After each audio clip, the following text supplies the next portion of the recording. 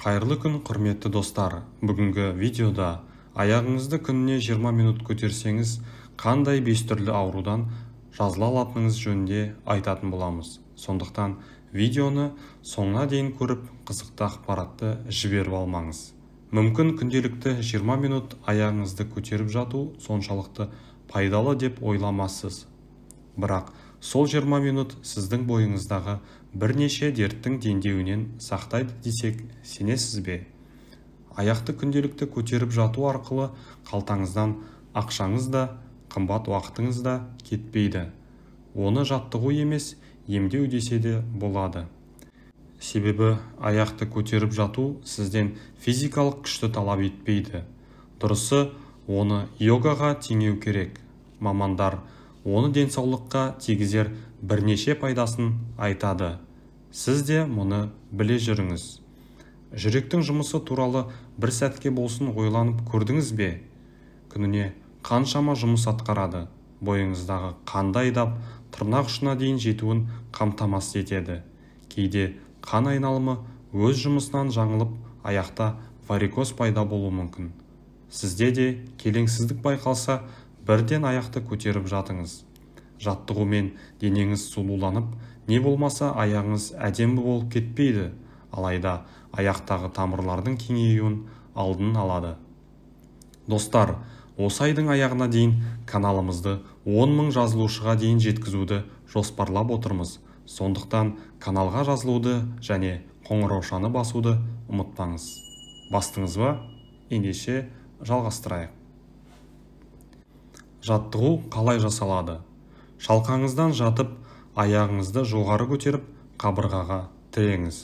Сонда денеңіз жерде, ал аяқтарыңыз тікесінен тұруы керек.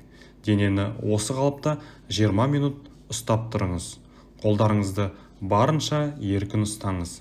Басқа ешбір қимылды қайталаудың қажеті жоқ. Бойыңыздағы тепе-теңдікті сақтап, өзіңізді тыныш әрі жайлы сезініңіз. Бұл қалыптан шығу үшін алдымен тізеңізді көкірегіңізге қарай тартып, бүйірге қарай аунаңыз. Жаттығуды орындау үшін міндетті түрде жеңіл әрі қолайлы киім таңдаңыз. Белді қысып тұратын резеңкелі киім кимегеніңіз абзал. Мұндай киім жаттығудың пайдасын жоққа шығарады. Өйткені жаттығудың негізгі мақсаты қанның ағзада айналуын дұрыстау. Ал резеңке қанның айналуына бөгет болады. Аяқты жоғары көтеріп жатудың 5 пайдасы. Аяқ ісінуін төмендету. Аяқ ісінуі көбінесе қан айналымының дұрыс болмауынан пайда болады. Кейде бүйрек, жүрек пен артық салмақтың салдарынан да ісініп кетуі мүмкін. Сол себептен ең алдымен аяқтың ісінуінің себебін анықтап алған жөн. Кейін оның еміне аяқты көтеріп жату жаттығуында қосу керек. Екінші, аяқтың ауырғанын басады. Күні бойы тік тұрып жұмыс істейтін жандардың түнде аяқтары ауырады. Олар да осы әдісті қолданып көрсе, тартылыс күші аяғындағы ауруды қалай басқанын байқамай қалады. 20 минуттық жаттығу аяқты жеңіл қалыпқа түсіреді. Үшінші, ас қорытуды дұрыстайды. Егер аяқ бастан жоғары тұрса, бұл сұйықтықтың ағзада жиналып қалуымен ғана күреспей, асқазанның жұмысына да әсер етеді. Ішектердің қозғалысын реттеп, астың қорытылуын жақсартады. Іш қату сынды мәселе де оң шешім табады. Ішкі ағзаңызды тазалағандықтан жүзіңіз де құлпыра түседі. Төртінші, жүйке жүйесін тыныштандырады. Жаттығу тыныс алуды да қалыпқа түсіреді. Дененің осылай тұрысы барынша көп ауа жұтуға көмектеседі.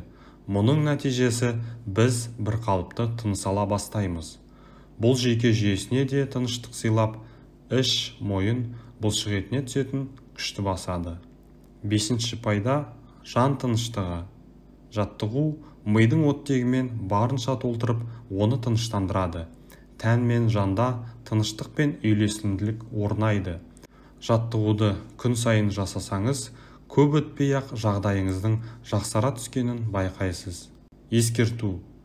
Егер сіздің беліңізде жарақат болса, бұл жаттығуды жасамағаныңыз дұрыс.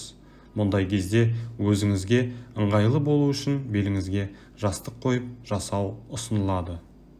Мақала танысу сипатына ие. Кез келген жағдайда дәрігердің кеңесі қажет екендігін тағы да ескертеміз. Құрметті достар, біздің видео ұнаған болса лайк басуды, каналға жазылуды және қоңыраушаны басуды ұмытпаңыз. Келесі кезекте қандай видео көргіңіз келетіні жөнінде комментарийге жаза кетсеңіз болады. Сіздің ойыңыз біз үшін өте маңызды. Деніңіз сау болсын.